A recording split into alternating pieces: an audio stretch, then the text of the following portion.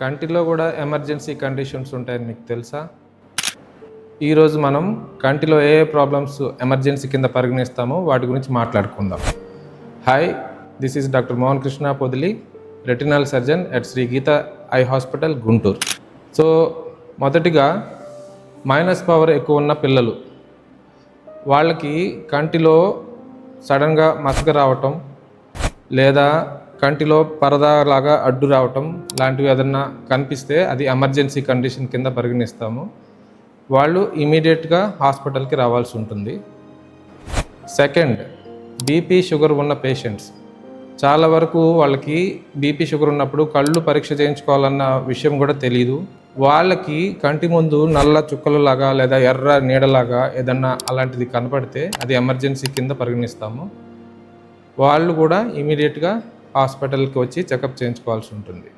3, కంట్లో మెరుపులు రావటం లేదా సడన్గా బ్లాక్ అవుట్ అవటం, విపరీతమైన తలనొప్పి ఇలాంటివి వచ్చినప్పుడు కూడా అది కంటికి సంబంధించింది కూడా అయి ఉండొచ్చు. సో అప్పుడు కూడా ఐ హాస్పిటల్కి వచ్చి చెకప్ చేయించుకోవడం చాలా ముఖ్యం.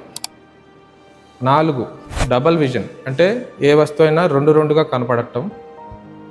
అది వచ్చినప్పుడు అది దేనివల్ల అయినా రావచ్చు, షుగర్ అయినా బీపీ అయినా, అట్లా ఏమీ లేకుండా ఇన్ఫెక్షన్ వల్ల కూడా రావచ్చు.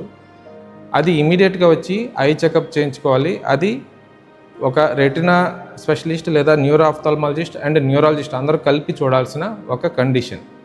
సో ఇవి కంటిలో ఎమర్జెన్సీ కండిషన్స్ కింద పరిగణిస్తాము. వీటికి అత్యవసరంగా ట్రీట్మెంట్ అవసరం అవుతుంది. 48 గంటల నుంచి 72 గంటల లోపల ట్రీట్మెంట్ జరిగితే సక్సెస్ అయ్యే అవకాశం ఉంటుంది. 72 గంటలు దాటిన తర్వాత 50% సక్సెస్ అయ్యే అవకాశం ఉంది. సో నేను పైన చెప్పిన కండిషన్స్లో మీరు కానీ మీకు తెలిసిన వాళ్ళు కానీ ఎవరన్నా ఇవి ఎక్స్పీరియన్స్ అయినట్టు ఉంటే మీరు వాళ్ళని ఇమీడియట్గా ఈ హాస్పిటల్కి చెకప్కి తీసుకురండి. ఆలస్యం చేయటం చూపుకి ప్రమాదం.